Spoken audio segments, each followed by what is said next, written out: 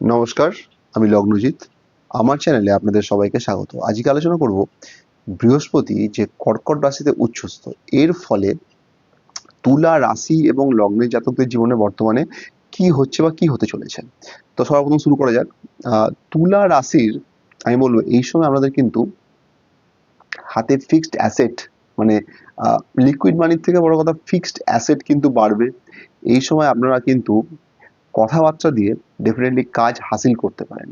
এই সময় আপনাদের উম নিকট খুবই নিকট আত্মীয় মানে ভাই বোন, মা বাবা, দাদা দিদি এনাদের থেকে আপনারা কিন্তু হেল্প পাবেন। এই সময় কিন্তু আপনাদের স্কুল এডুকেশন ভালো যাবে। এই সময় আপনাদের বাড়ির সমস্যা মিটবে। এই সময় আপনাদের মায়ের হেলথও কিন্তু ভালো যাবে বা মায়ের সঙ্গে সম্পর্ক কিন্তু ভালো হবে। এই সময় লাইফে একটা স্টেবিলিটি কিন্তু আসবে।